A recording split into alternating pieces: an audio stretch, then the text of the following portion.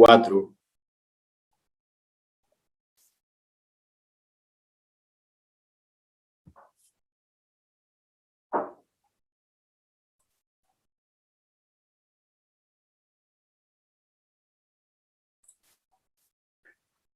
Muy buenos días, muy buenas tardes. Gracias por acompañarnos a esta actividad de divulgación del pensamiento jurídico organizada por la Escuela Federal de Formación Judicial, en el marco del 10º aniversario de las reformas constitucionales de derechos humanos y de amparo. A nombre de la escuela y de su director general, doctor Arturo Bárcena Zubieta, sean todas y todos bienvenidos a este espacio de diálogo y reflexión sobre un principio toral en la teoría moral, pero también fundamental para la existencia de nuestro orden jurídico, la dignidad humana. A quienes nos acompañan a través de la plataforma Zoom, podrán realizar sus preguntas y comentarios a través de la función Preguntas y Respuestas que les aparece en la barra inferior de sus pantallas. Igualmente, a todas las personas que nos siguen a través de la transmisión en vivo por nuestro canal de YouTube, tengan la seguridad que estaremos monitoreando en todo momento sus opiniones y cuestionamientos. Las preguntas serán formuladas a nuestro conferenciante en la medida que el tiempo nos lo permita. De antemano, muchas gracias por su participación. Sin más, permítanme por favor presentar a nuestro invitado. El doctor Manuel Atienza es profesor de Filosofía del Derecho en la Universidad de Alicante, España. Fue vicepresidente de la Asociación Internacional de Filosofía Jurídica y Social, director de la revista Doxa, Cuadernos de Filosofía del Derecho, que se edita desde 1984, y también del Máster de Argumentación Jurídica de Alicante. Ha dirigido algunas docenas de tesis de doctorado y participado en numerosos seminarios, congresos, jornadas, etc., durante estos últimos 40 años. Ha trabajado sobre temas diversos de su disciplina y es autor de algunas decenas de libros y cientos de artículos que indudablemente conocemos en nuestra tradición jurídica. Doctor Manuel Atienza, es un honor poderle escuchar y tiene usted el uso de la voz hasta por 40 minutos. Adelante, por favor.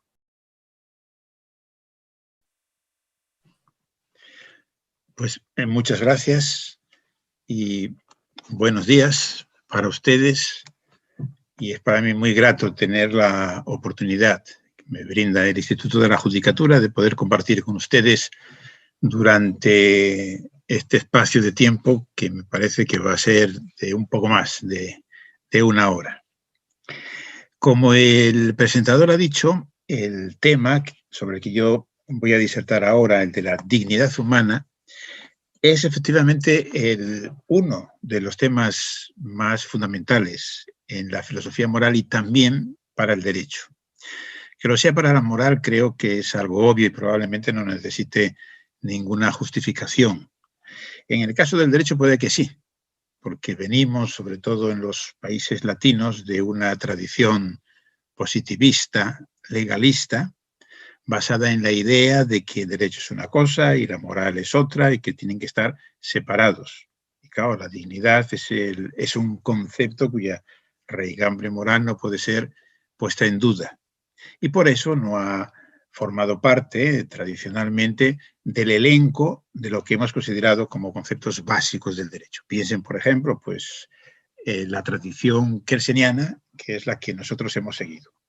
Pero verdaderamente yo creo que sin exageración se podría decir que el concepto de dignidad es el más básico de todos los conceptos jurídicos, al menos en los derechos del Estado constitucional, que se caracterizan, como todos ustedes saben, porque la Constitución no solamente forma parte del derecho establecido, sino que justamente es la cúspide y es el criterio usado para establecer la validez del resto de las normas.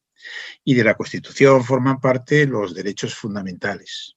Y lo que justifica los derechos fundamentales, de acuerdo con lo que dicen la Declaración Universal de Derechos de la ONU del 48, muchos otros textos de derecho internacional y prácticamente todas nuestras constituciones, a veces de manera explícita, a veces de manera implícita, es que el fundamento de todos estos derechos se encuentra en la dignidad humana, lo cual quiere decir que en el criterio de reconocimiento de lo que es derecho español, derecho mexicano, etcétera, pues un jurista necesariamente tiene que hacer un juicio a propósito de si está o no de acuerdo con la dignidad.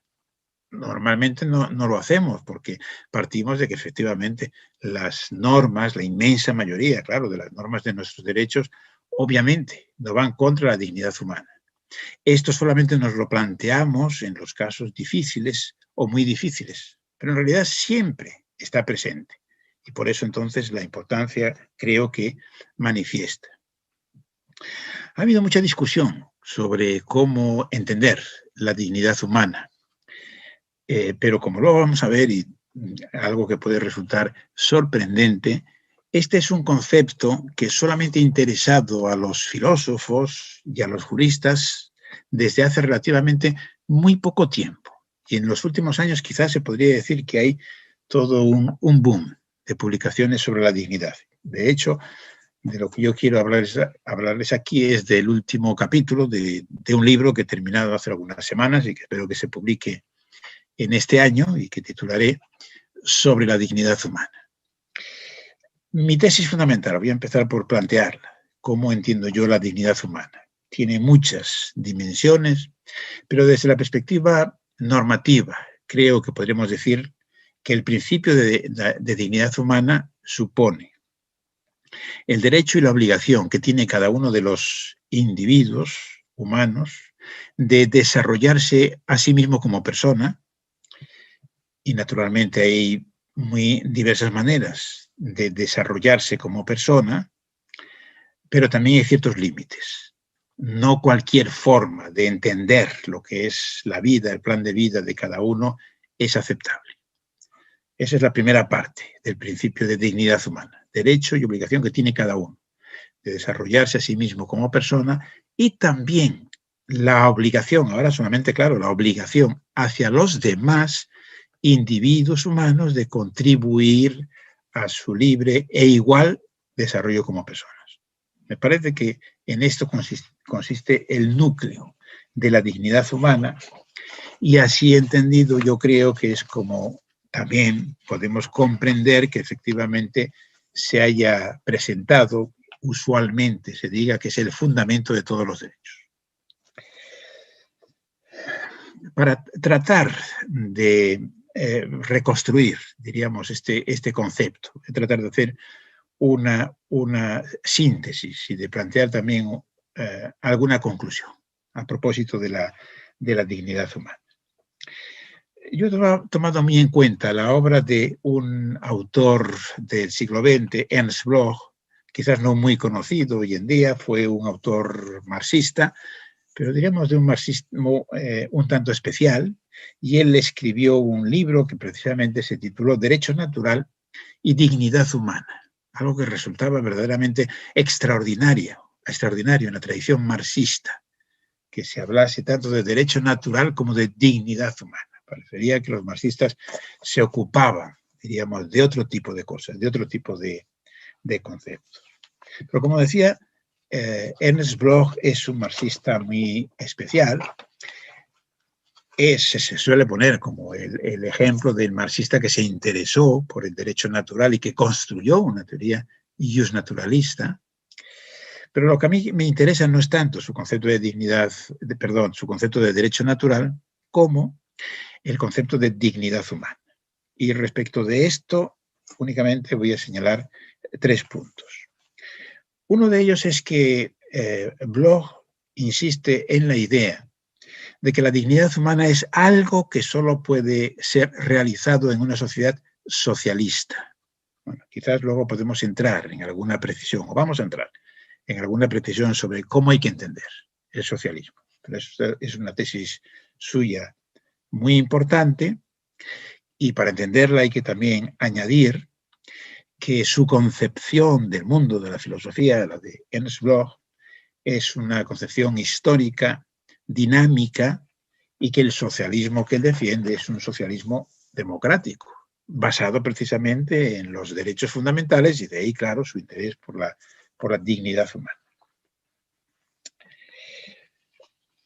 El segundo aspecto a destacar es que Bloch es también uno de los pocos autores marxistas, por lo menos en esa época, a comienzos de los años 60, cuando publica esta obra, que él se da cuenta de la importancia extraordinaria que tiene el derecho para entender la sociedad y también como proyecto de emancipación social. Y en este sentido diríamos que se aparta del clásico esquema, base sobre estructura, y que relegaba al derecho pues, a un papel, diríamos, bastante secundario. No es el caso de Bloch precisamente por su interés en la idea de la dignidad humana. Y el último aspecto interesante es que él viene a entender tanto el derecho natural como la dignidad humana como tipos de utopías. Una es la utopía social. Para él la utopía social se representaría sobre todo con el socialismo, la sociedad, diríamos, plenamente desarrollada, la sociedad feliz. Y hay también esa utopía jurídica que él representa con la idea de la dignidad humana. Y él utiliza también una terminología poética, y una terminología que yo creo que es realmente muy sugerente. Es decir, la dignidad humana supone terminar con la humillación del hombre. Quiere decir que el hombre en esta vida pueda caminar con paso erguido. Es otro de los conceptos, diríamos, o las imágenes que él utiliza, al mismo tiempo que cuando nos dice cómo entiende él la utopía. Entonces dice, la utopía para él no es sencillamente una fantasía, es la idea, la imagen de una sociedad que no existe como tal, pero que de alguna forma somos capaces de ver. Dice, es como el paisaje que podríamos contemplar a través de una ventana. Digamos, ese paisaje puede ser que nunca lleguemos a él, pero sí, no es meramente, diríamos, una fantasía. Bueno, y entonces vemos cómo Ernst Bloch conecta el concepto de dignidad con el concepto de socialismo. Y entonces ahora vamos a lo que antes les avanzaba. ¿Y cómo hay que entender el socialismo? Pues aquí yo sigo un trabajo de uno de esos autores a los que se han llamado los marxistas analíticos, un autor británico, Gerald Cohen, que en uno de sus libros o de sus trabajos, entonces, da una caracterización del socialismo en dos rasgos. Y yo le añado otro más. El primero de los rasgos es la idea de igualdad, en un sentido, diríamos, muy radical, de igualdad. El segundo rasgo que caracteriza una sociedad socialista es la idea de solidaridad, la idea de comunidad frente al mercado, frente a una sociedad puramente mercantilista. Y la tercera, que yo incorporo precisamente a través de los autores que tradujeron ese texto de Cohen, que fueron Gargarella y Ovejero, que ellos hablaban también de la idea de autonomía entendida como libertad política. Unas pocas palabras para entender esos tres conceptos. Primero, la igualdad. Pero Cohen aclara que la igualdad socialista que él está defendiendo no es una igualdad que suponga una completa uniformidad de la sociedad. Es compatible con algún grado de desigualdad. Por ejemplo, desigualdades que suponen simplemente que las gentes tienen gustos, deseos, preferencias distintas. O sea, que podemos recibir, por ejemplo, los mismos ingresos, pero luego a la hora, diríamos, de emplearlos en unas cosas u otras, pues ahí juegan las peculiaridades, diríamos, la personalidad de cada uno. Eso es compatible con la sociedad igualitaria socialista. En segundo lugar, dice que también hay otro tipo de desigualdad que tiene que ver con el esfuerzo. O sea, que él reconoce como los individuos pues, están dispuestos a hacer esfuerzos variados, también puedan recibir, diríamos, también bienes o servicios con alguna diferencia entre ellos, algún tipo de desigualdad. Y finalmente hay una desigualdad que viene sencillamente del azar, digamos, de que las inversiones que uno hace, no necesariamente en sentido económico, digamos, en su vida, pues están sometidas, como todo está sometido en esta vida, al azar y te puede ir mejor o peor. Pero, y ahora va el segundo rasgo, que es esa idea de comunidad. para que una sociedad sea verdaderamente comunitaria, para que cada uno no vea en el otro, digamos, un enemigo, alguien de quien valerse, a quien explotar, etcétera, etcétera, esas desigualdades tienen que estar muy limitadas. No es una sociedad completamente igualitaria, pero las desigualdades, sobre todo las desigualdades de ingreso económico, tienen que ser limitadas, porque si no, sencillamente, no podría haber una sociedad comunitaria, que en realidad podríamos definirlo en términos de cómo se refirió Kant a la dignidad. La idea de que nadie sea instrumento de otro, sino que sea tratado al mismo tiempo como un fin. Entonces, para ello se necesita una sociedad que no esté presidida justamente por el mercado. A pesar de lo cual, Cohen también reconoce que hay un aspecto del mercado, o sea, por ejemplo, la construcción de un sistema de precios que puede ser utilizado en una sociedad a la hora de saber qué producir, imaginemos, o cómo producirlo, pero no debe ser el criterio de distribución. Esta es, diríamos, la idea clave, para que cada uno de los individuos humanos pues, no pueda ser sometido a explotación, no pase a ser un instrumento, diríamos, de otro o de otro. Bueno, y la tercera noción que les decía que la incorporaban Gargarella y Ovejero, pero en realidad estaría implícita también en la obra de Cohen, pues es la idea de la libertad positiva, de la autonomía, de la autorrealización humana. O sea que una sociedad socialista debería ser una sociedad democrática, participativa. Y esto quiere decir, presidida no simplemente por la idea de libertad en el sentido de que uno puede hacer aquello que desea hacer de acuerdo con sus preferencias, sin verse obstaculizado por los demás y particularmente por las instituciones del Estado. Esa es la libertad negativa, típica del liberalismo, pero eso ahora se añade y se considera como más importante la libertad positiva, que es la libertad como realización humana. La libertad que supone que cada uno sea su propio dueño. Bueno, pues entonces yo creo que lo que se sigue de aquí, me parece que es interesante, sería que el socialismo podríamos verlo como la realización de los tres grandes principios de la filosofía kantiana, del imperativo categórico kantiano, que se basaba primero en la primera formulación, el principio de universalidad, en realidad es un principio de igualdad, obra de tal manera que la máxima de tu conducta pueda servir al mismo tiempo como ley universal. Es una idea de igualdad, la primera. La segunda formulación del imperativo categórico, lo que se suele llamar el principio de los fines. Todo ser racional y, por lo tanto, los seres humanos deben ser tratados no meramente como medios, sino también al mismo tiempo como fines. La famosa formulación de Kant, que se conectaría con el segundo de los principios estos del socialismo. Y el tercero es la idea de autonomía, que también está en Kant, en la tercera formulación del imperativo categórico. O sea, que solamente son leyes morales aquellas que nosotros podamos aceptar, podamos hacer nuestras, aquellas respecto de las cuales podríamos ser legisladores. Esa es, diríamos, la manera de exponerlo por parte de Kant. Bueno, nos encontramos aquí entonces con una vinculación entre el socialismo y la filosofía de Kant, que a mí me parece que es sumamente enriquecedora, pero que sin embargo no ha tenido mucho éxito. En algún momento lo tuvo. Siglo XIX, finales del XIX, comienzos del XX, hubo un movimiento de marxistas kantianizados, de marxismo kantianizado y de kantismo marxistizado.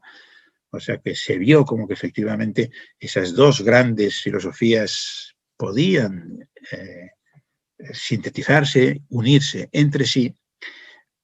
Pero yo creo que hoy es más bien raro encontrarse, digamos, vinculada a esas dos ideas, y seguramente porque los autores, los pensadores que han pasado por el marxismo, suelen tener una concepción escéptica de la moral.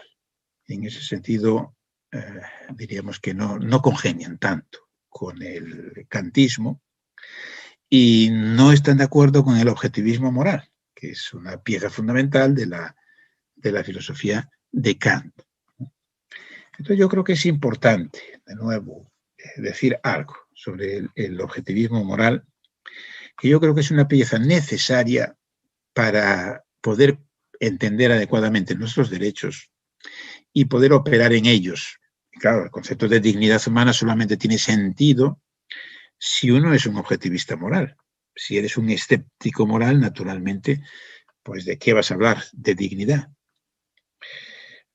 Algunas precisiones a propósito del objetivismo. Es un tema del que yo me he ocupado en otros trabajos y aquí meramente hago una especie de resumen telegráfico. La primera idea que creo que es importante es que el objetivismo moral no tiene por qué verse en términos negativos como suele hacerse.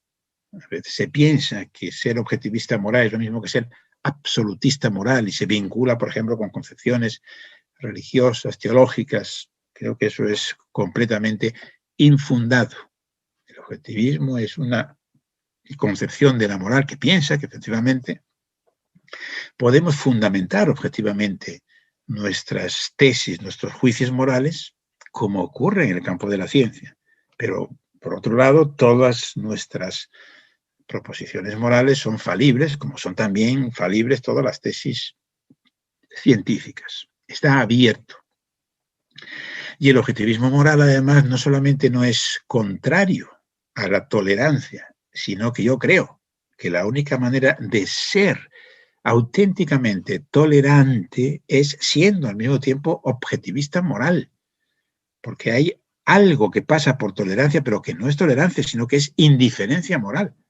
Cuando en una disputa moral pensamos, bueno, pues que cada uno piense lo que sea y todo vale lo mismo. Eso no es tolerancia moral, creo. Eso es indiferencia moral. Entonces, solamente es verdaderamente tolerante, yo creo, el que es objetivista moral, que piensa que efectivamente que hay principios morales que están justificados objetivamente. Porque hay, estos son todos los rasgos del objetivismo, hay algunos principios morales que no pueden estar sometidos a las preferencias de un individuo o de un conjunto de individuos. Y aquí nos topamos precisamente con la idea de dignidad. El principio de dignidad no depende de que haya mucha gente o que hoy se haya convertido, diríamos, en una convención, en algo con lo que todo el mundo está de acuerdo. Daría igual. Aunque los demás no quisieran reconocer la dignidad de cada uno de los individuos humanos, seguiría existiendo como principio. Defender el carácter objetivo de la dignidad no quiere decir que de hecho se respete la dignidad. Esa es la función fundamental de la moral.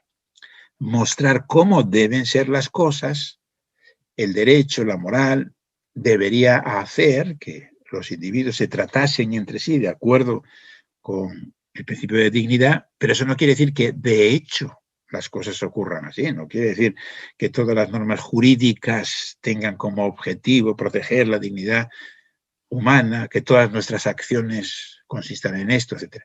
No, pero la moral, digamos, nos muestra cuál es el criterio que podemos usar precisamente para criticar y para enfrentarnos, pues yo qué sé, con la trata de blancas, digamos, o con la encomienda, para decir que eso va en contra de la dignidad humana o con las diferencias tan enormes de salarios como existen en nuestra sociedad. Esto es incompatible con la dignidad humana.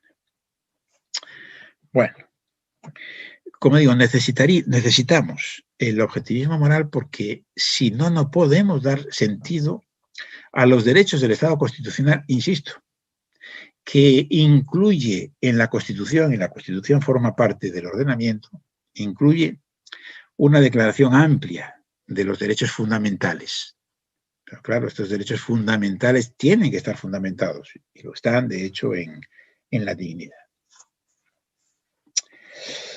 Ahora, sobre la historia del concepto de dignidad, merece la pena decir algo. Porque podemos tener la impresión de que la dignidad siempre hubiese jugado un rol, diríamos, fundamental en nuestra concepción de la moral o en nuestra concepción del derecho, en nuestras prácticas jurídicas. No es así. Como antes anticipaba, es algo verdaderamente reciente. Y todavía hoy, vamos a los diccionarios, por ejemplo, de la lengua española, pues nos encontramos con que el sentido que podríamos considerar como más tradicional de dignidad es la dignidad que se atribuye a quien desempeña un determinado cargo, pues sigue estando todavía presente, porque de hecho la dignidad tal y como nosotros la entendemos hoy, y como hay que interpretar la dignidad en nuestras constituciones, que aparece en nuestras constituciones, como decía, es algo muy reciente. En la historia del concepto se suele marcar una serie de hitos. El primero es Cicerón. Claro, Cicerón, como todos los romanos, cuando hablaba de dignidad, fundamentalmente se estaba refiriendo a los magistrados que ocupaban una posición, diríamos, de preeminencia en la sociedad. Eso es lo que tenía dignidad. Pero hay un texto también de Cicerón en el que él habla de la dignidad de todos los seres humanos. Entonces esa dignidad se basa, para él, en que los seres humanos tienen entendimiento, tienen razón, a diferencia de los animales. Entonces ahí se ve como el inicio del concepto moderno de dignidad, pero ojo, para Cicerón la dignidad no es un concepto igualitario, no es que todos tengamos la misma dignidad, y de hecho, naturalmente, Cicerón no estuvo contra la esclavitud, Cicerón tenía esclavos, y hoy obviamente nos parece que es incompatible defender la idea de dignidad y al mismo tiempo la esclavitud como institución fundamental de una sociedad. Algo parecido puede decirse de Tomás de Aquino, para quien la dignidad es un valor intrínseco y depende del lugar que el Creador, o sea, que Dios, habría puesto a cada una de las criaturas. Y entonces, dentro de ese plan divino, pues los hombres ocuparían un lugar más alto, ¿verdad?, que el resto de lo creado. Tiene algo, si se quiere, de divino, pero de nuevo, la idea de Tomás de Aquino no era nuestra idea de la igual dignidad de todos los hombres, y aunque esto no se suele decir, pero es cierto, Tomás de Aquino también defendió la esclavitud. Exactamente, él pensaba que no era de derecho natural primario, sino de derecho natural secundario. Pero al fin y al cabo, digamos, él lo justificó. Otro momento importante es el Renacimiento, que es cuando se inicia, diríamos, el concepto de individuo como tal. Y ahí hay un texto famoso de Pico de la Mirándula, que se suele decir, ese es el manifiesto del Renacimiento y del humanismo, donde él habla, es decir, la oración sobre la dignidad humana. Y entonces él habla del papel que juega el hombre, distinto al del resto de las criaturas vivas, y él dice precisamente porque Dios lo creó, o sea que el Renacimiento es el momento en el que empieza la distinción, ¿no?, entre el mundo de la religión, la teología y el mundo secular, pero los autores renacentistas en realidad siguen siendo creyentes, ¿no?, siguen siendo cristianos. Y él cree que el origen del hombre es naturalmente la creación. Y entonces en ese texto muy famoso él dice, en la creación, el hombre fue creado de tal manera que se le dejó completamente libre, para que él pudiese desarrollarse prácticamente con entera libertad. Entonces, por eso en ese famoso texto, pues Pico de la Mirándula dice que por eso el hombre puede alcanzar lo más elevado y llegar prácticamente a la divinidad o llegar a lo más abyecto. Ese es otro momento entonces importante. Y finalmente el último, yo diría que es Kant. Y esto del imperativo categórico, a lo que yo antes me había referido, para Kant la dignidad humana es la segunda formulación del imperativo categórico, la famosa, definición, hoy en día, cuando uno piensa en dignidad humana, creo que fundamentalmente lo piensa en términos kantianos, ¿no? El principio que dice que no podemos tratarnos ni a nosotros mismos, ni a los demás, simplemente como instrumentos, como medios, sino también al mismo tiempo como fin. Pero tampoco en Kant la dignidad humana es la dignidad tal y como hoy la entendemos. No es la dignidad en términos de igualdad, de que todos tengamos la misma dignidad. Por ejemplo, si pasamos de la filosofía moral de Kant a la filosofía del derecho y a la filosofía política, lo que Kant defiende es el liberalismo en términos clásicos. Y es un liberalismo que, como sabemos, pues quienes tienen dignidad, quienes juegan un papel, quienes pueden participar, no son todos. Vivimos la época del sufragio censitario. Es el propietario blanco, diríamos, y naturalmente no las mujeres. Por eso digo que aunque en Kant, si se quiere, en germen está una idea fuerte de dignidad y de igualdad, pero no es todavía del todo la noción que hoy tenemos, que más bien empieza después de la Segunda Guerra Mundial. Aquí también conviene aclarar una cosa, que muchas veces pensamos que la dignidad es un concepto que nos viene de la tradición cristiana, la tradición católica, en absoluto. La Iglesia Católica en el siglo XIX utilizó la idea de dignidad para oponerse a todo lo que significaba tratar por igual a los individuos humanos, o a todo lo que significaba pues la igualdad política, etcétera, etcétera. Y fue solo en los años 60 del siglo XX, Juan XXIII, las famosas encíclicas aquellas y el Concilio Vaticano II, cuando efectivamente el concepto de dignidad se transmutó, pasó a tener otro sentido distinto, el sentido aproximadamente que hoy le damos. Bueno, creo que esto entonces es importante. Nos encontramos frente a un concepto nuevo y yo diría que al mismo tiempo de una fuerza creciente, hasta tal punto que, entonces aquí enlazo con Ernst Bloch, ¿no? Decirle que es como es una idea revolucionaria, es una utopía, en el buen sentido de la expresión, no algo imposible, no algo fantasioso, algo que podría ser porque existen condiciones para ello, aunque todavía no es. Podría ser, pero todavía no es.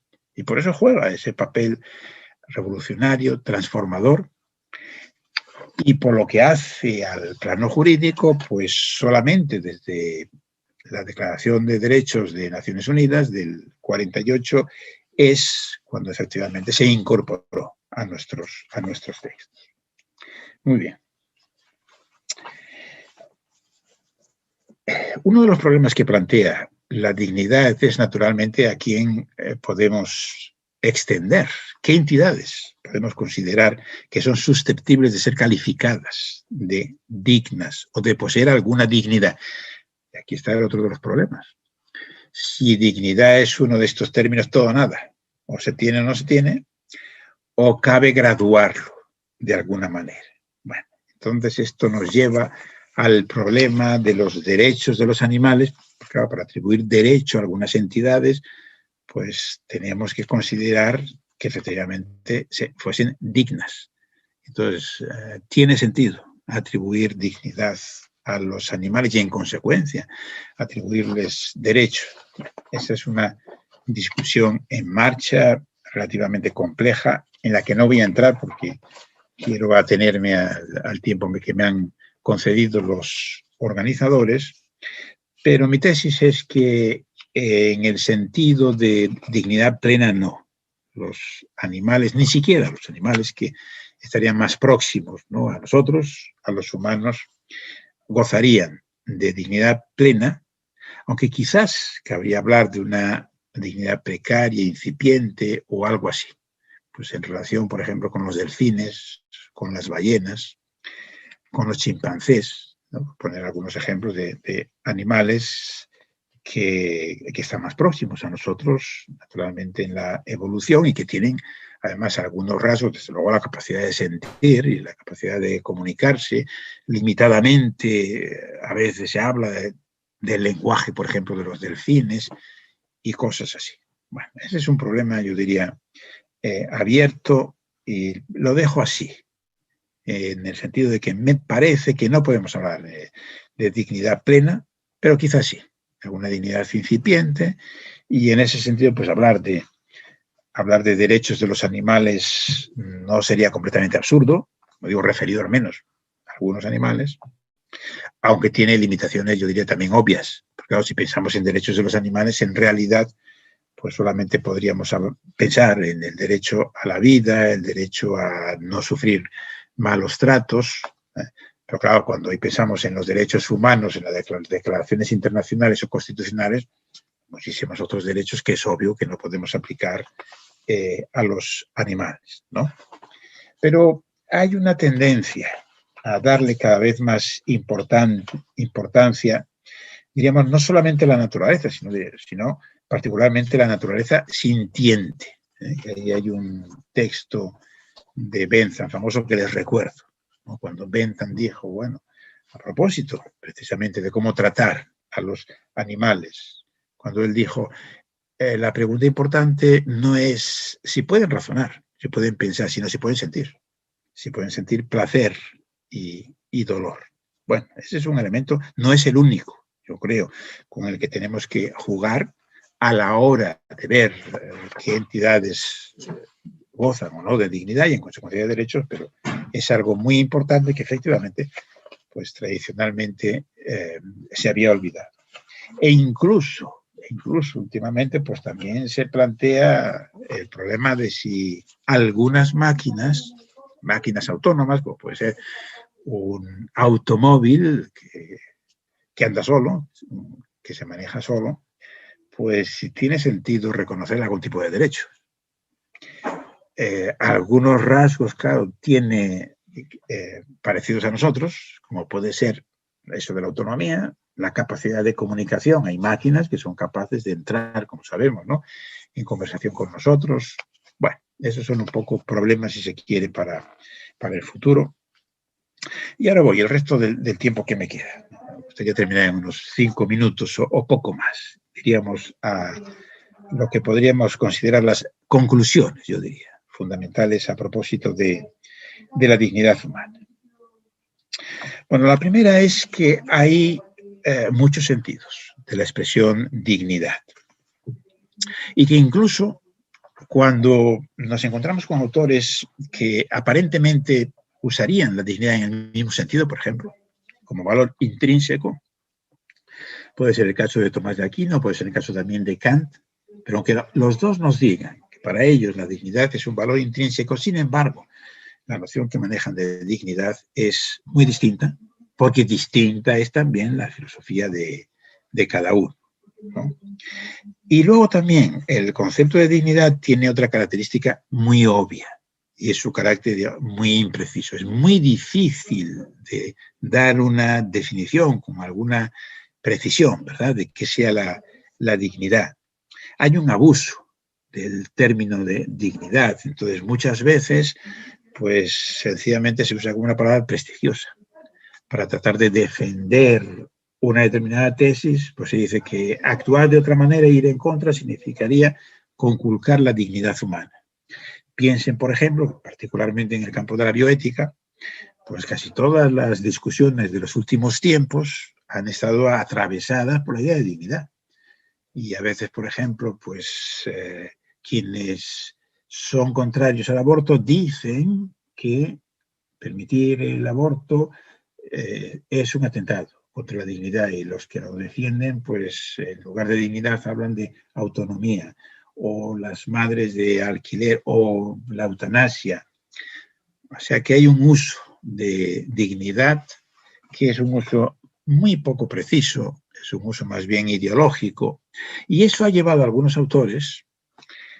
En los últimos tiempos es muy famoso un artículo de Pinker que se titulaba la idiotez, diríamos, de la estupidez, creo que era el término, de stupidity, of dignity, ¿no? Como que era un término inmanejable. Y entonces, para evitar ese uso ideológico, retórico, etcétera, etcétera, pues él y muchos otros pensaron que era mejor olvidarse de él, abandonar el término de dignidad y utilizar otras expresiones que para él serían preferibles, más claras, como la de autonomía. A mí me parece que eso es un error. Claro, si tuviéramos que hacer esto, pues yo creo que nos quedaríamos prácticamente sin términos morales, ¿no? Porque todos los términos, los más básicos de la moral, son imprecisos y son susceptibles de ser usados de esa manera retórica. Pero claro, lo que sí exige es un esfuerzo de análisis del concepto. Como les digo, hay muchos trabajos últimamente referidos a esto. Por lo que hacen los filósofos, a mí me parece que tiene mucho interés uno de Rosen, y él viene a decir que tal y como lo usamos en los últimos tiempos, tal y como hoy usamos la expresión dignidad, habría como 4 sentidos. Una es la dignidad como rango estatus, ese sentido antiguo, pero que sigue estando todavía, ¿verdad?, presente.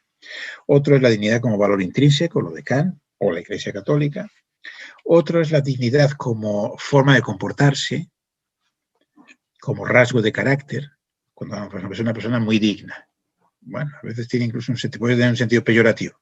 A veces queremos decir que en su comportamiento, diríamos, muestra algo que lleva a respeto por parte de los otros.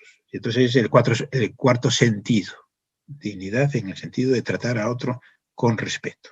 Bueno, entonces sería como sentidos diferentes de un mismo concepto que explica, por así decirlo, la complejidad, ¿verdad? Yo creo, naturalmente reconociendo que no hay un único sentido en nuestro lenguaje, no usamos siempre la dignidad con el mismo sentido, pero yo creo que para tratar de entender, sobre todo desde una perspectiva jurídica, la dignidad, tenemos que tener en cuenta 2 ejes. El primer eje es considerar la dignidad como un concepto puente. Y esto quiere decir lo siguiente, que a veces la dignidad lo vemos más bien como una serie de condiciones, de propiedades que tienen que darse para decir que alguien es digno. Y en ese sentido la dignidad viene a equivaler al concepto de personalidad humana. Es el primero. ¿Quién es persona? ¿A quién le reconocemos como persona? Bueno, ahí está toda esta polémica que en parte hoy en día está muy conectada con los derechos de los animales y si efectivamente las características en las que podemos pensar para construir el concepto de dignidad pues convienen o no a los animales o a ciertas especies animales, etc. O sea, un concepto puente, es decir, por un lado, conjunto de condiciones. Y por otro lado también lo usamos en el sentido de consecuencias. O sea, decimos que si alguien es digno, entonces debe ser tratado de una determinada manera. La primera aproximación que yo les había dado, una especie de definición, llamaba el núcleo normativo de la dignidad, implica este segundo plano. ¿Qué significa reconocer que alguien es digno? Pues significa reconocerle que tiene derecho y obligación a desarrollarse como persona, al mismo tiempo la obligación de contribuir también al igual desarrollo de los demás. Me parece que es importante darse en cuenta entonces de este doble plano, doble sentido del concepto de dignidad, pero que al mismo tiempo está vinculado entre sí. Por eso es un concepto puente. Entonces, por un lado decimos, si alguien tiene tales y cuales propiedades, entonces posee dignidad. Si alguien posee dignidad, entonces debe ser tratado de determinada manera. Primer eje. Segundo eje, para clarificar el concepto de dignidad. Creo que esto es necesario para salir de un problema que todos los juristas conocemos muy bien, que es el siguiente. Que por un lado, cuando leemos nuestras constituciones, pues entonces nos encontramos con que la dignidad es el fundamento de todos los derechos y cuando se presenta el concepto de dignidad, pues se dice que es un valor absoluto. La famosa expresión de la ley fundamental de Bonn, ¿verdad? La dignidad humana es intangible. Eso por un lado. un valor absoluto. Pero claro, al mismo tiempo, todos los juristas, todos los constitucionalistas en particular, aceptan que no hay derechos absolutos. O sea que cualquier derecho fundamental puede entrar en contradicción con otro o con otros, tiene que ser ponderado y como resultado puede ser derrotado. Bueno, y entonces, digamos, este es el problema, porque si decimos que la dignidad es un valor absoluto, que está detrás de todos los derechos fundamentales, decir que es un derecho, un valor absoluto, quiere decir que nunca puede ser derrotado. Pero, amigos, estamos diciendo que no hay derechos absolutos. O sea, ese es el problema. ¿Cómo salir de ello? Pues yo creo que haciendo, este sería el segundo eje de mi análisis del concepto, haciendo una distinción de planos. Y entonces una cosa es la dignidad entendida en su sentido más profundo, que es más bien lo que me ha interesado a mí hasta ahora, es el sentido kantiano de dignidad. Pero claro, Kant, cuando formula el imperativo categórico, él dice que las tres formulaciones, o sea, la noción, el valor, de igualdad, de dignidad y de libertad, libertad entendida como autonomía, libertad positiva, son en realidad tres perspectivas, tres maneras distintas de referirse a una única ley moral. Entonces eso quiere decir que la dignidad no es algo que pueda chocar con la igualdad o con la libertad. Es lo mismo, o sea, desde cada uno de esos puntos de vista, punto de vista de la dignidad, nos encontramos también con la igualdad y con la libertad. Ahí no cabe, diríamos, ponderar. Bueno, podemos encontrarnos con dificultades, con situaciones complejas, yo diría, situaciones trágicas, en las que sea imposible satisfacer la ley moral, pero no porque choque la dignidad con la autonomía. Fíjense que esto es muy importante, porque cuando se discute sobre si el fundamento de los derechos es la dignidad o la autonomía o la libertad, que tiene que ver con la crítica esta de Pinker a la que yo antes me refería, pues yo creo que es un problema mal planteado, porque no son cosas distintas, porque la dignidad bien entendida incluye también la autonomía, y la autonomía bien entendida también incluye la dignidad y la igualdad. O sea, hay un sentido más profundo, en el sentido más profundo, lo que tenemos es una igualdad de valor, es un único valor complejo, que tiene, diríamos, estas tres dimensiones.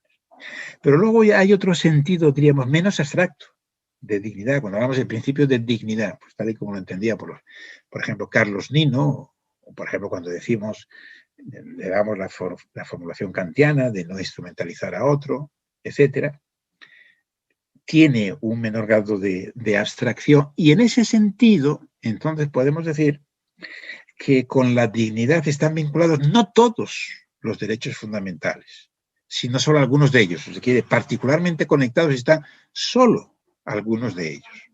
Está, por ejemplo, los derechos de la personalidad, el no ser humillado, ¿verdad? Y el derecho a la intimidad, el honor, etcétera.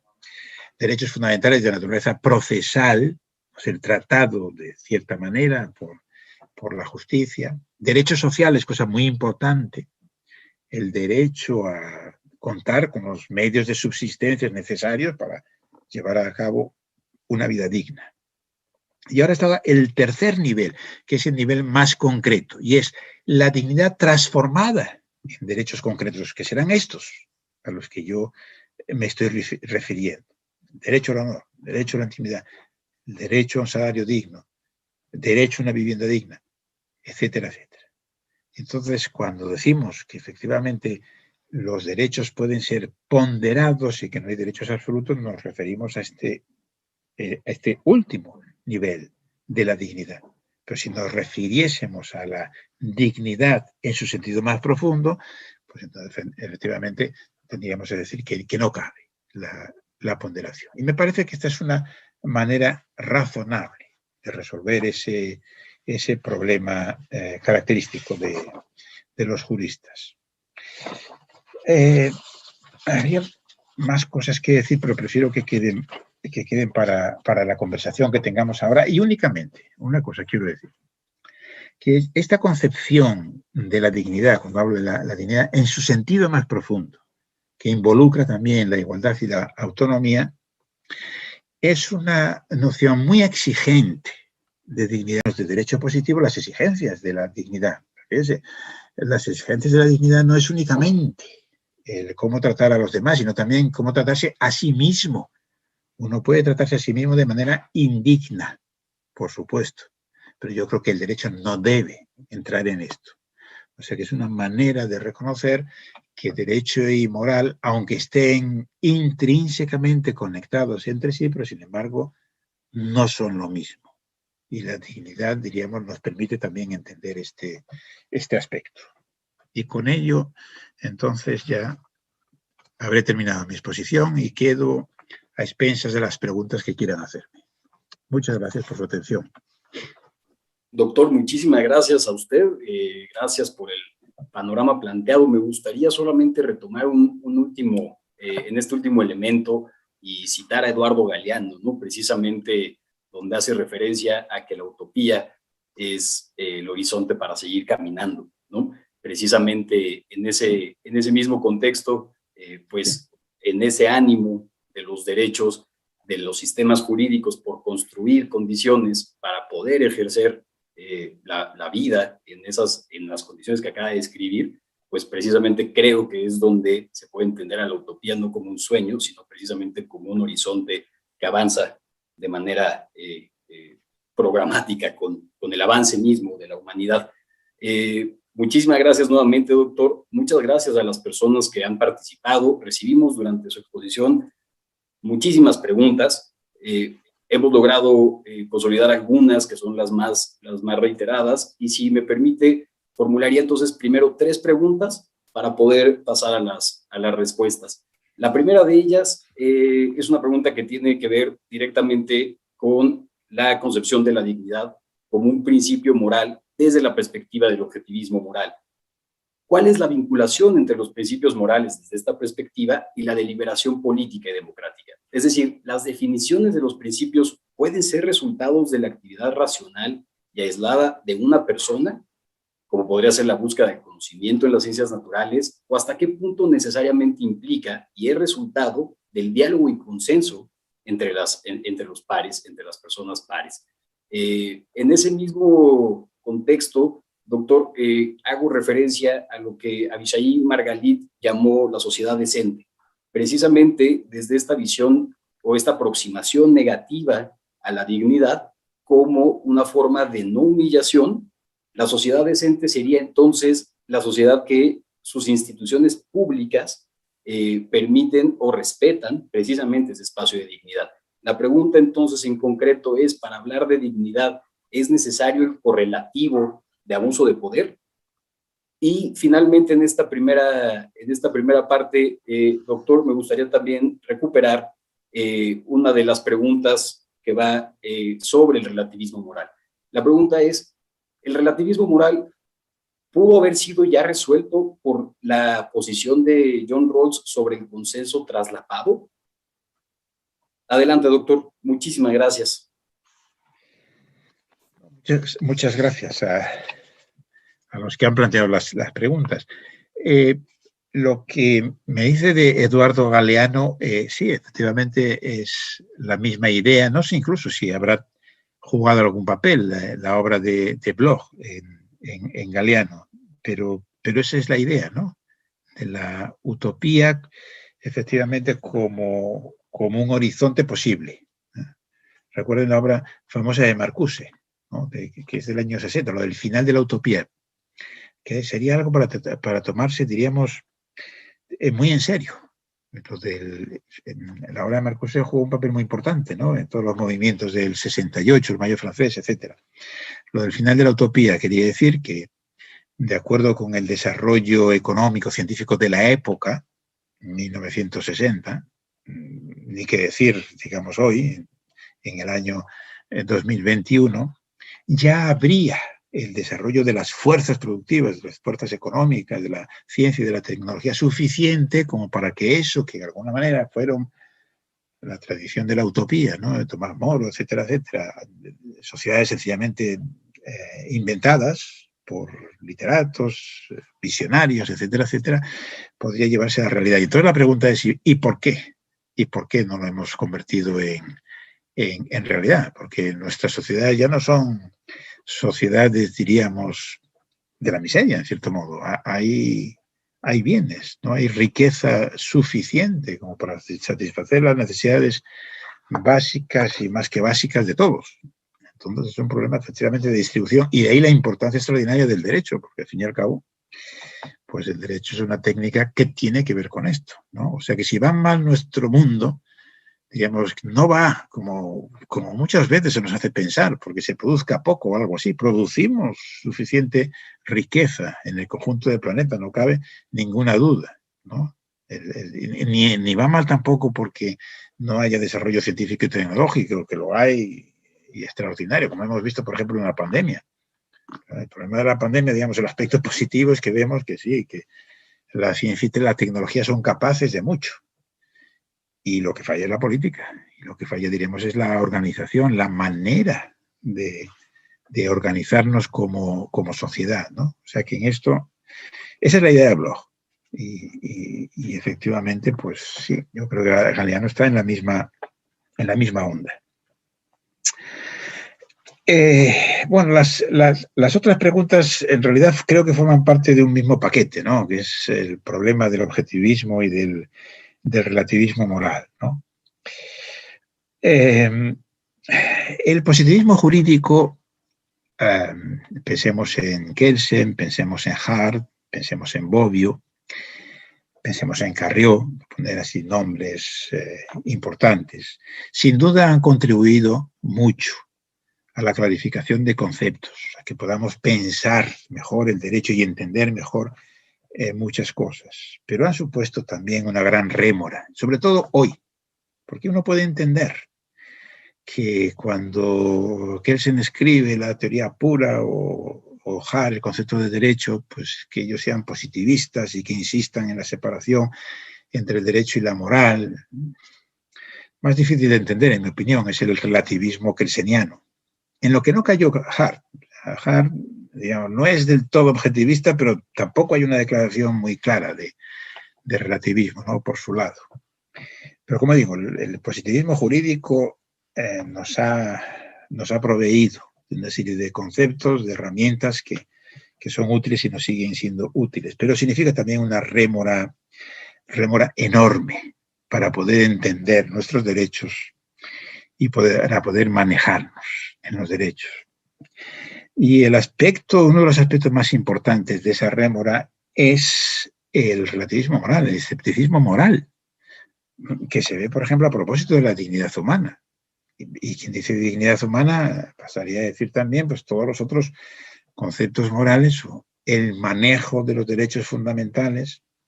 Claro, si hemos decidido, como hacen los positivistas, que una cosa es el derecho y otra cosa es la moral, pues ¿qué hacemos? ¿Cómo manejamos el concepto de dignidad humana? Que por otro lado es un concepto básico del derecho. No tenemos, digamos, instrumentos, ¿no? Y por otro lado yo diría, lo que está mal del positivismo jurídico fundamentalmente es ser hoy positivista. O sea, porque uno entiende que efectivamente en los años 30 o 60 se fuese positivista hasta un cierto momento. Y como suele pasar también, ¿verdad? Lo peor es la obra de los discípulos, de los que siguen tratando de desarrollar lo que en algún momento tuvo algún sentido. Yo qué sé, la escuela genovesa, son muy amigos míos los genoveses, y son naturalmente gente extraordinariamente inteligente, y yo qué sé, alguien como Guastini sin duda ha hecho un trabajo de limpieza conceptual por la que todos tenemos que estarle agradecidos. Pero claro, porque hay muchos, lo digo esto porque sé que en Latinoamérica hay muchos seguidores de la escuela genovesa, pues es una manera, diríamos, de condenarse gratuitamente a sí mismo a la irrelevancia, porque sencillamente, provistos únicamente de esos instrumentos, es imposible dar cuenta de nuestros derechos. Es imposible fundamentar una sentencia. Claro, alguien me podría decir, referido a México u otros países latinoamericanos, pero sí en muchas sentencias se hacen referencias a los de la escuela genovesa. Claro, pero ¿qué referencias son? Son flatus vocis, ¿no? Son referencias que uno diría, suprime todas las indicaciones y ¿qué habrías perdido? Absolutamente nada, porque es puramente retórica. Ponen esas referencias como para mostrar lo que ellos saben y que han estudiado en Europa o lo que sea, pero nos damos cuenta de que no juegan absolutamente ningún papel, ¿no? en las sentencias. Pues, y claro, y ahí está el problema del escepticismo moral. Así, claro, también precisando las cosas, porque eso suelen decir, no, nosotros somos escépticos en el plano metaético, no en el plano de la ética. Bueno, tienen razón, o sea, no es que los genoveses, digamos, por supuesto que estarían de acuerdo en lo que yo he dicho, una sociedad igualitaria, una sociedad en que no haya explotación y una sociedad en que la gente pueda participar activamente y todo esto. Pero ellos dicen, nosotros somos escépticos en cuanto que pensamos que esos sentimientos, esas creencias que tenemos no las podemos justificar. Pero claro, entonces, ¿qué te queda del derecho? Porque es lo mismo, y cuando eres juez y tienes que tomar una decisión y que justificarla, o que construir una teoría de los derechos fundamentales, que yo creo que es el problema que se le plantea a Ferrajoli. Construye un edificio impresionante para justificar la necesidad de proteger y desarrollar los derechos fundamentales, que él mismo nos dice, pero no se pueden fundamentar. O sea, derechos fundamentales que no se pueden fundamentar.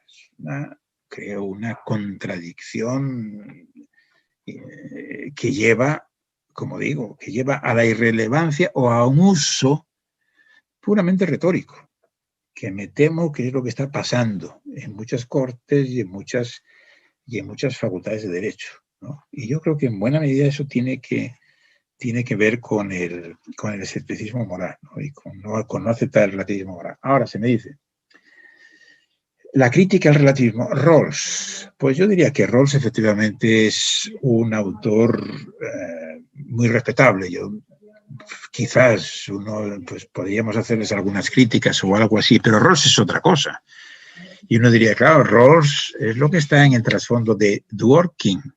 Y Dworkin ha sido el autor que ha significado fundamentalmente en la teoría del derecho el punto de vista objetivista y el punto de vista de crítica al positivismo jurídico. O sea que yo diría que la tradición de Rawls es la buena tradición, aunque aprovecho también para decir, como esto viene del imperio de los Estados Unidos y por razones que todos sabemos, pues en Estados Unidos no se puede hablar de socialismo. Y entonces se hablan de liberalismo igualitario. Y yo diría, probablemente necesitaríamos dar un pasito más y hablar de socialismo. Porque claro, eso quiere decir que entonces que los derechos sociales ya no se quedan como en un segundo nivel o algo así, sino que pasan a la primacía. Pero en fin, de todas formas, creo que la tradición de Rawls, Dworkin, que es la de Nino, por cierto, también la de Carlos Nino, me parece que esa es la buena tradición, ¿no? Y creo que es empalma con esto de Bloch o los otros autores que se habían citado. En el libro sobre la dignidad humana, yo precisamente en alguna ocasión que planteo también esa manera de entender la dignidad por parte de Bloch, que efectivamente es la que uno se puede encontrar en Galeano, etcétera, ¿no? Lo de el fin de la humillación humana. Que la gente pueda andar con paso erguido, etcétera, etcétera. Yo lo pongo en contraste con Jeremy Waldron, que probablemente en los últimos tiempos sea el filósofo del derecho más influyente. Claro, él tiene una concepción muy distinta de esto de la dignidad, ¿no? Yo la llamo, un poco irónicamente, pero creo que no es falso, la dignidad como cuento de hadas. O sea, como algo así, que es lo que nos presenta Waldron, ¿no? Que a partir de un cierto momento de la modernidad, pues entonces ya, diríamos, todos somos reyes y princesas. Bueno, yo creo que aquí hay un aspecto de idealización del mundo que tiene que ver, yo creo, también con la mentalidad religiosa, ¿no? de Waldron, que le lleva a pensar que hay una continuidad, desde la Biblia prácticamente, diríamos, hasta nuestros días. Yo yo creo que no, que ha habido una serie de rupturas muy importantes y que diría que la dignidad es más bien, ¿no? Para entenderlo, tendríamos que verlo eso como una utopía y por lo tanto no realizada, realizable, pero no realizada, y no como ese cuento de hadas, ¿no? Como que a partir de un cierto momento ya todos hemos pasado a ser príncipes y princesas, ¿no? Creo que me he extendido demasiado. No, doctor, al Como contrario, respuesta. creo que a partir de esto hay muchísimo más que podríamos plantear y justamente siguiendo pues opiniones y cuestionamientos que hemos recibido, me gustaría retomar esencialmente lo que comentaba sobre, bueno, pues sí, precisamente la construcción no de un cuento de hadas, sino la aplicación específica, no el uso retórico, sino el uso precisamente práctico para la resolución de casos donde se está humillando, ¿no? Y pues precisamente habría entonces que, siguiendo la visión negativa de la dignidad, pues habría que tener una actividad o una acción específica. La pregunta que le quisiera hacer en ese sentido, doctor, y retomando un poco la del inicio, es ¿qué papel juega precisamente la resolución judicial? Poniéndolo en términos de nuestros sistemas, la resolución de los tribunales constitucionales, precisamente en el trazo de ese camino hacia la utopía. ¿De qué otra forma, igualmente, estas decisiones se forman parte de un espectro deliberativo para la construcción intersubjetiva del concepto de dignidad humana? Y finalmente, doctor, me gustaría poner un poco en contraposición, igualmente con lo que cerraba su conferencia, tratarnos dignamente como personas en lo individual y personal, podría contrastar con la afirmación de Amartya Sen en la que afirma, ¿no? Precisamente, perdón, lo cacofónico, afirma que la pobreza no solamente es la privación de condiciones materiales, sino específicamente la prohibición o la ausencia de un proceso de autoestima para reconocerse o reconocernos como personas con dignidad. Sí. Curiosamente, uno ve que el concepto de dignidad, por lo menos las referencias a la dignidad cada vez son más frecuentes en los tribunales. Esto es algo que me parece, esto que decía que es algo reciente, el concepto de dignidad, pero de influencia también creciente. Y se ve en los tribunales, aunque quizás podríamos decir que el manejo que se hace del concepto de dignidad, pues quizás peque un tanto, digamos, de retórica, más bien emotivo, y convendría meterle análisis teórico. Para lo cual, de nuevo, tenemos que separarnos de la tradición positivista que lo impediría, claro. También otro rasgo, yo creo, muy importante es la tendencia, sobre todo, diría, en las cortes latinoamericanas, la tendencia a vincular dignidad con uno de las acepciones, es la dignidad económica, dignidad en cuanto a las condiciones de vida, ¿no? Y no dejarlo únicamente en dignidad en los otros aspectos del derecho de la personalidad, etcétera, etcétera. O sea, el nivel más radical, digamos, sería este, ¿no? Respecto a esto, algo que creo que se puede tomar como un buen modelo sería el Tribunal Constitucional, la Corte Constitucional colombiana, ¿no? Cuando hace algunos años construyó nada más y nada menos que el derecho a la salud a partir de la referencia a la dignidad que se encontraba en la Constitución, y yo creo que lo construyó de manera rigurosa y con éxito, porque luego efectivamente diríamos que el Parlamento colombiano promulgó una ley siguiendo más o menos los lineamientos que le había fijado la Corte, ¿no? O sea, cómo a partir de la idea de dignidad y yo creo que sin incurrir en activismo judicial, o sea, sin suplantar el papel de las autoridades administrativas y legislativas, fueron capaces de construir ese derecho. Me parece que ese es un muy buen ejemplo a tomar en consideración, ¿no?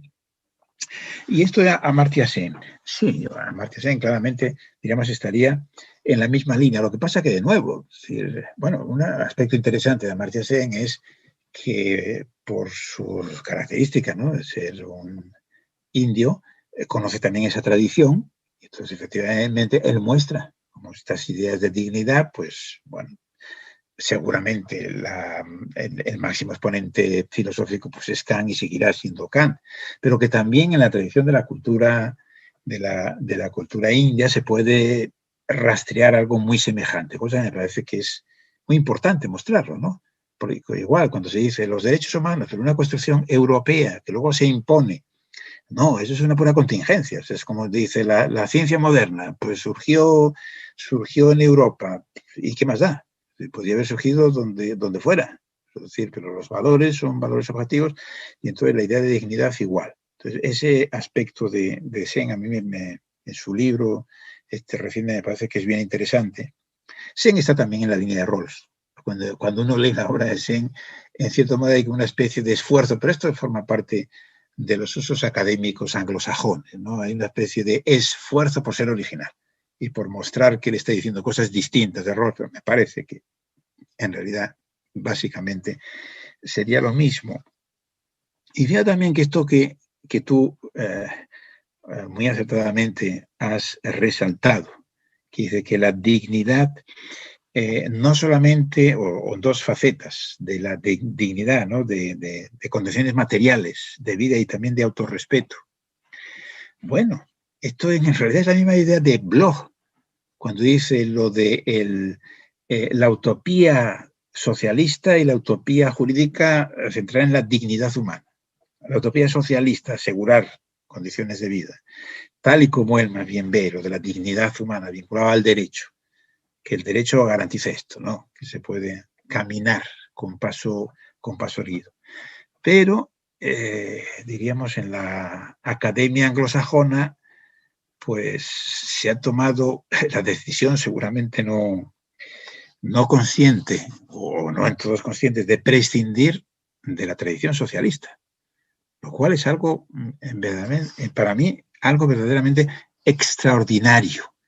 Y que hayamos aceptado que la tradición socialista, pues yo qué sé, sea la tradición de la Unión Soviética o del chavismo. Naturalmente que no. Es decir, es el socialismo democrático, ¿no? Por ejemplo, un libro que tengo por aquí, porque últimamente hemos estado haciendo algunos seminarios sobre esto, el libro famoso de Sandel, ¿no?, que todo el mundo está leyendo ahora, La tiranía del mérito. Bueno, que es un libro que tiene su interés y que es un libro que va sobre la igualdad. Y resulta que ha desaparecido el socialismo. O sea que, digamos, el filósofo de la política más influyente, más conocido, que nos habla desde los Estados Unidos, desde Harvard, y que habla de la igualdad y que suprime toda referencia al socialismo. Y habría que preguntarle, pero oiga, ¿de dónde cree que vienen los derechos sociales, lo que llamamos derechos sociales, económicos y culturales? ¿De dónde? Pues, naturalmente de la tradición socialista, ¿no? Pero, en fin, así son las cosas. Doctor, en este coqueteo entre el liberalismo y el socialismo, y precisamente el negarse desde el liberalismo, asumiéndose como lo hace Carlos Nino, como liberalismo social, me gustaría ponerle un punto nuevamente de contradicción con lo que señala Martha Nussbaum. Martha Nussbaum aceptándose, y obviamente desde la tradición también de Amartya Sen, y aceptándose como una exponente del liberalismo, da una solución precisamente, o pretende dar una solución a la posible espacio de relativismo que genera el lenguaje de derechos humanos cuando se tiene que contextualizar en la región, en la historia, en la cultura, en la sociedad, y es precisamente las capacidades combinadas. Lo que hace Nussbaum es precisamente considerar a las personas y a las necesidades específicas de esas personas, no solamente en lo material, sino también en lo espiritual, en el desarrollo individual. Considera que nuevamente este tipo de formulaciones son reiteraciones de algo que veníamos ya platicando precisamente sobre este punto, y permítame hacer una extensión de esa pregunta. ¿Realmente hay una tensión entre dignidad y autonomía? Sí. A ver, para que no se me olvide. Cuando yo empecé a estudiar filosofía del derecho hace mucho tiempo, es decir, en el año 73, mi maestro era Elías Díaz. Entonces, lo primero que uno aprendía era que el socialismo es lo que había venido después del liberalismo. Y en cierto modo como superación, no como negación, sino como superación, en el sentido clásico de la dialéctica hegeliana. Y se suele decir una frase de un socialista español de la Segunda República, Indalecio Prieto, que una vez le preguntaron sobre esto y él dijo: yo soy socialista a fuer de liberal. Y esto es una tradición que viene del siglo XIX, naturalmente. Quiero decir que tomarse el liberalismo en serio, pues implica darse cuenta de que efectivamente eso nos conduce al socialismo. Los mejores liberales, ocurre así. John Stuart Mill, en cierto modo, también es un liberalismo con mucho de socialismo, ¿verdad? Pero luego, en fin, la historia es la que es. Y entonces es como que esa tradición la hemos enterrado. Y entonces, por ejemplo, esto de Nussbaum y Sein, lo de las capacidades, que está muy bien, pero de eso de las capacidades, ¿qué es? Bueno, un nuevo término para referirse a lo de las necesidades de la tradición que venía del socialismo, que venía de Marx, pero claro, ahí hay un problema, digamos. Y en Marx, yo escribí un libro sobre Marx y los derechos humanos hace mucho tiempo, que es del año 83 o algo así. A mí me interesó. Yo nunca he sido marxista, lo aclaro, pero sí que he estado siempre y sigo estando interesado en la obra de Marx.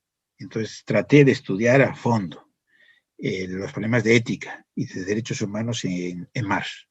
Y entonces uno ve, diríamos, las insuficiencias, porque Marx diríamos que también era un escéptico en materia moral. Y eso se deja ver en su manera de entender los derechos humanos. O sea que lo que pasa es que la tradición socialista es una tradición muy rica.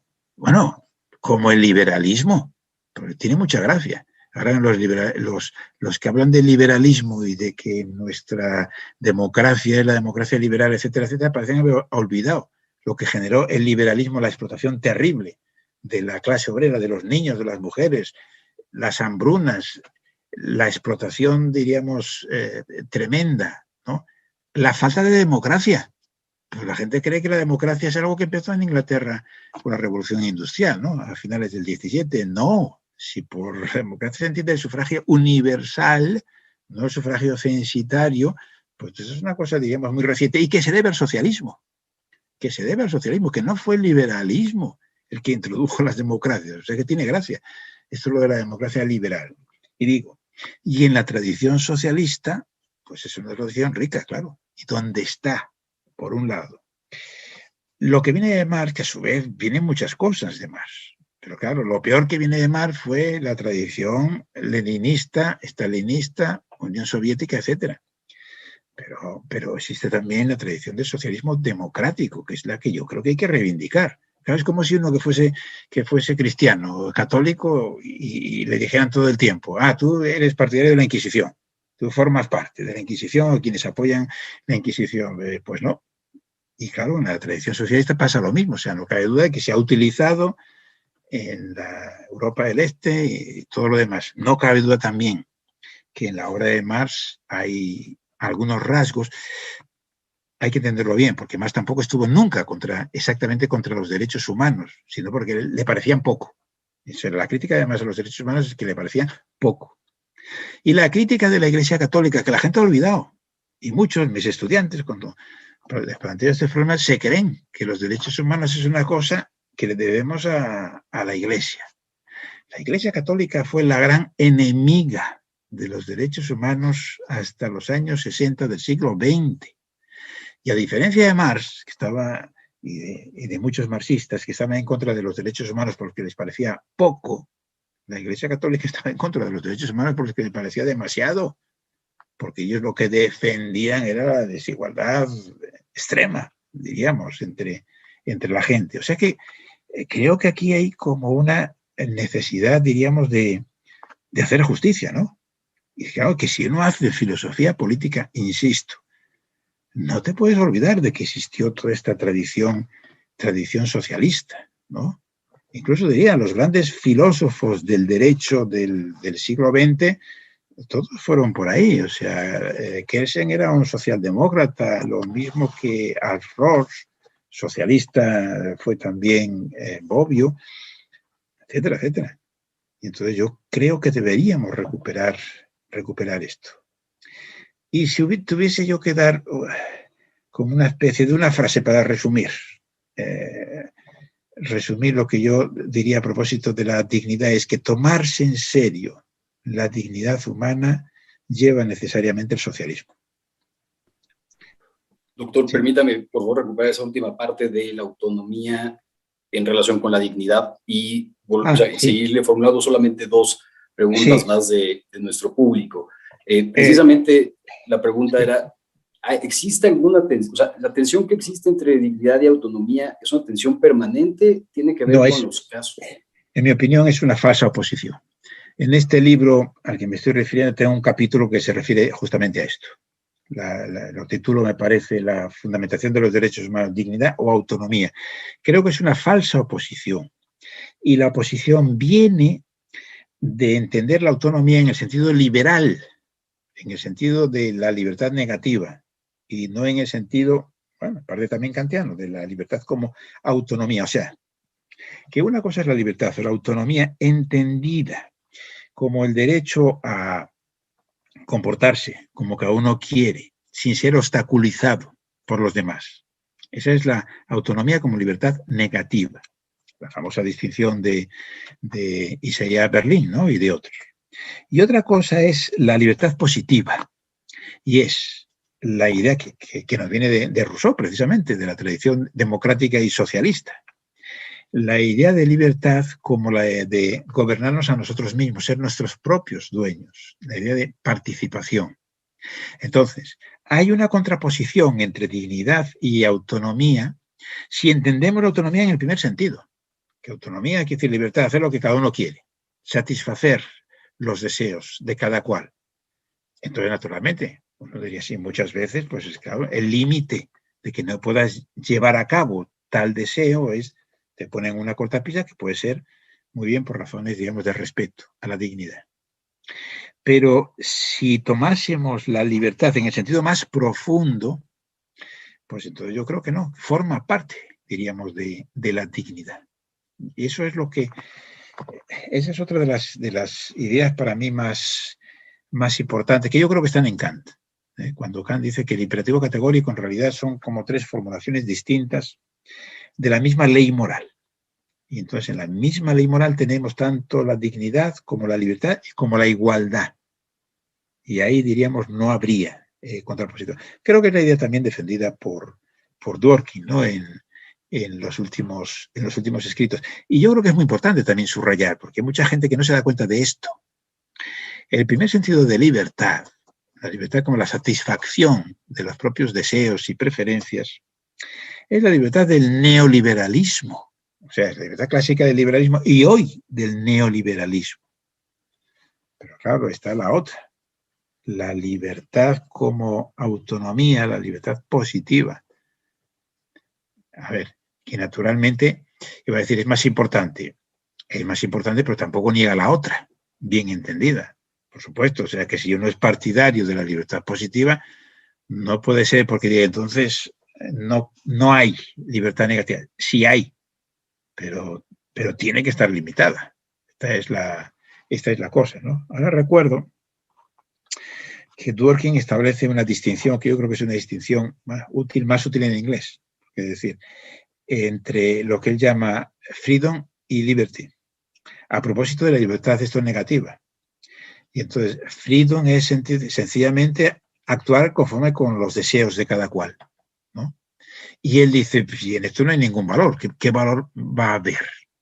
Por ejemplo, ¿qué valor puede haber en que uno decida salir a la calle sin ninguna protección y poner en riesgo, en una época de pandemia, a la gente, diríamos, con la que se cruce o con las que comparta un espacio, etcétera, etcétera? Y él dice, una cosa es esto, el freedom, y otra cosa es la libertad como liberty. Entonces, la libertad como liberty sería la freedom justificada, o sea, el hacer lo que uno desea hacer pero de manera que sea justificada, o sea, que respete los derechos de los demás, etcétera, etcétera, ¿no? O sea que, en mi opinión, es una falsa oposición la que muchas veces, digamos, se traza entre dignidad y autonomía. Y, doctor, sobre esa falsa oposición, me gustaría poder aterrizarla justo a una pregunta que nos hacen del público, y es, de frente a los sistemas normativos originarios, ¿no? Los pueblos y comunidades indígenas, el entendimiento de la dignidad, el entendimiento de la no humillación fuera de ese contexto moral que también implica las realidades económicas, las realidades políticas, ¿cómo podría un órgano jurisdiccional precisamente hacer un control de equilibrio entre los espacios de dignidad y autonomía que suponen estos sistemas normativos internos? En ese sentido, o sea, preguntarle también de qué forma podría entonces entenderse a la autonomía, si tendría que ser, como lo acaba de mencionar, como una especie de segundo nivel de la dignidad, o tal vez operatividad de la dignidad. Pues a lo mejor no puede, porque nuestros derechos, o sea, el derecho es una práctica autoritativa, entonces el juez no puede hacer cualquier cosa. El juez tiene que esforzarse por hacer justicia, pero naturalmente dentro de los límites establecidos por las normas fijadas por la autoridad. Y entonces, claro, el principio de no humillación, en mi opinión, a lo que lleva de todas es al derecho más básico de todos, que diría que es el derecho a una renta básica. El derecho a una renta básica. El derecho, diríamos, a que todos los individuos humanos pues recibiesen, y puesto que precisamente es posible, puesto que el mundo es suficientemente rico, recibiesen por nada, no por trabajar, sino por estar aquí, o sea, por estar en el mundo, recibiesen una cantidad económica que les permita vivir de manera decente. Que claro, que esto es la base para no vivir humillado, como es obvio, pero claro, la renta básica, el problema es que no está en nuestras constituciones. Probablemente también uno podría decir, tendría que ser un esfuerzo quizás a lo mejor no solamente nacional, por lo menos respecto a algunos países o algo así.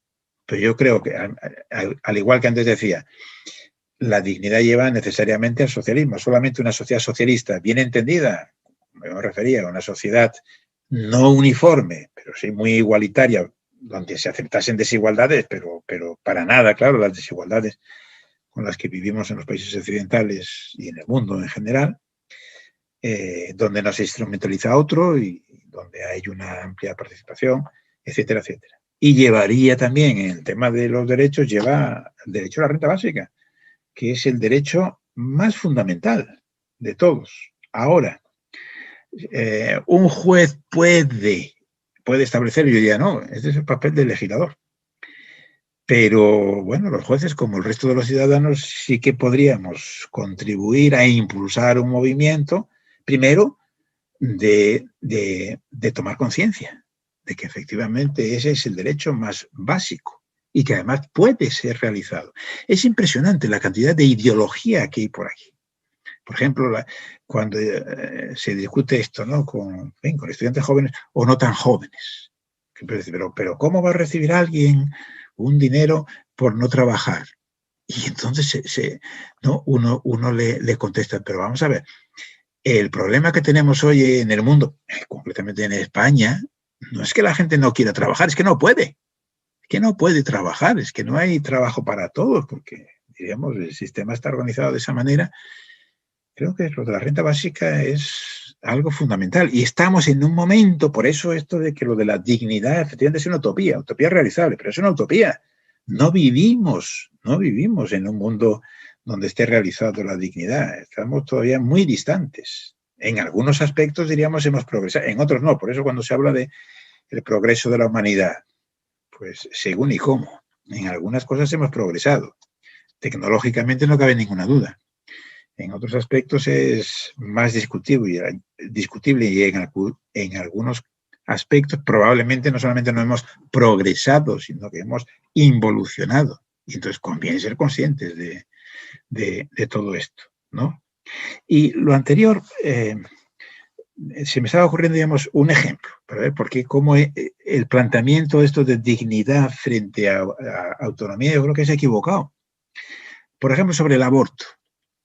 Los que están en contra del aborto, en nombre de la dignidad, y los que defienden el aborto, parece que se olvidan, o algunos se olvidan de la dignidad. No, es que nosotros ponemos la autonomía de la mujer o de la pareja, etcétera, frente a la dignidad de los otros. Creo que eso es inaceptable. Yo diría, no, yo creo que si está justificado la despenalización del aborto, en algunos casos, el aborto naturalmente en el 7º mes, y si no hay ninguna causa de malformación, etcétera, etcétera, no es comparable como el aborto en los primeros meses o semanas, ¿no?, del embarazo. O sea que ese es un tema también que hay que hilar fino.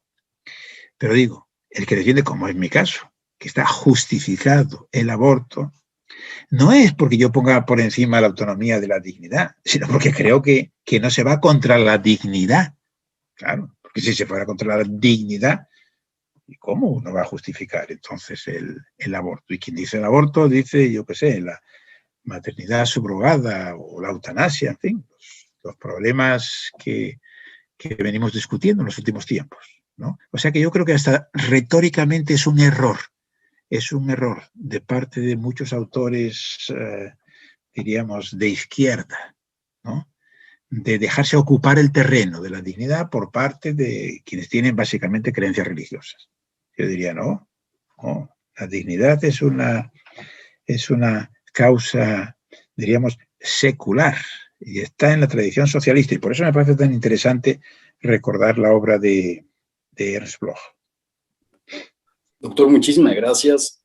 Nos aproximamos ya al cierre y no quisiera dejar de hacer esta pregunta. Nos interesa mucho conocer en la experiencia comparada precisamente este desarrollo del concepto. ¿Cómo se ha dado a partir de las resoluciones del Tribunal Constitucional Español el concepto de la dignidad? ¿Cómo se ha desarrollado en las sentencias del tribunal? Diría poco por una razón. Porque a veces, digamos, se usa retóricamente, ¿no?, de la dignidad. Pero digamos, poco por una razón. Porque los juristas españoles son muy formalistas. Han recibido una instrucción en las facultades de Derecho y en la cultura jurídica dominante que es no solo positivista, sino yo diría de un positivismo ramplón. Y entonces los tribunales, y el Tribunal Constitucional, por ejemplo, nunca habla de moral y de razonamientos morales, porque, diríamos, lo que ellos han aprendido es el dogma de la separación positivista del derecho a la moral. Y entonces, en ese sentido, pues hay, diría, pocas referencias. Sí que hay algunas. Ahora recuerdo una que es más o menos interesante, que es a la hora de interpretar el artículo 14 de la Constitución española, que es el de la igualdad ante la ley, cómo hay que entenderlo. Y entonces ahí acertaron. Dijeron que respecto de algunos aspectos, los vinculados precisamente con la dignidad humana, todos deben ser tratados por igual, porque la Constitución española dice que todos los españoles son iguales ante la ley. Pero dice, en lo que se refiere a la dignidad humana, ahí eso no vale solamente para los españoles, sino para cualquiera. Yo qué sé, imaginemos en términos procesales y todo esto. Y luego habría otros aspectos en los que dice, eso solamente sería para los